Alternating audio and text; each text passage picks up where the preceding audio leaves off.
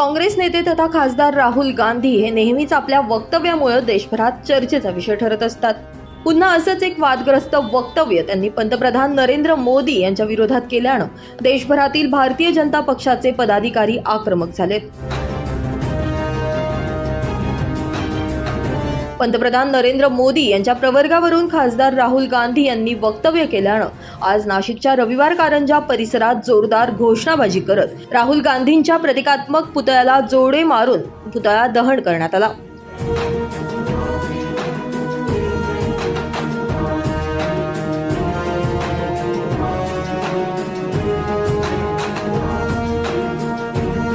आपले काँग्रेसचे वाचाळवीर पप्पू काँग्रेसचे नेते राहुल गांधी यांनी काल अजबच एक नवीन त्यांना धंदा नाही आहे असं मला वाटतं।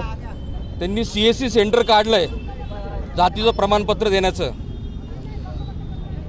कायमच काँग्रेस जाती तेढ निर्माण करून समाजात तेढ निर्माण करून कायम देशातील वातावरण गढूळ करण्याचा प्रयत्न करीत आली आहे आणि त्याचाच एक भाग म्हणून काल राहुल गांधींनी देशाचे पंतप्रधान विश्वगुरू नरेंद्र मोदी यांच्या जातीविषयी खरं तर पंतप्रधानांना जात नसते, पण त्यांनी पंतप्रधान हे OBCचे नाही आहे, जन्मापासून ते OBC नव्हते, अशा प्रकारचा त्यांनी एक नवीन वाचाळवीर विक्रम राहुल गांधींनी केला आहे।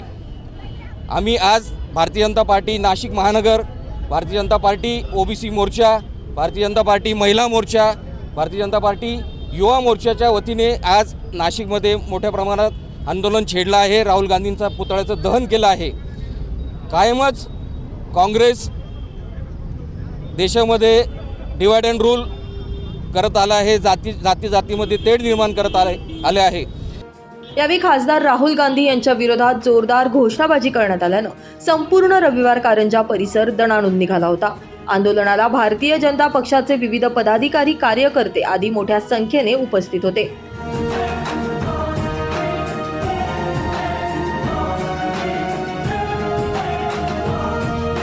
9 news Maharashtra bureau report, Nashik.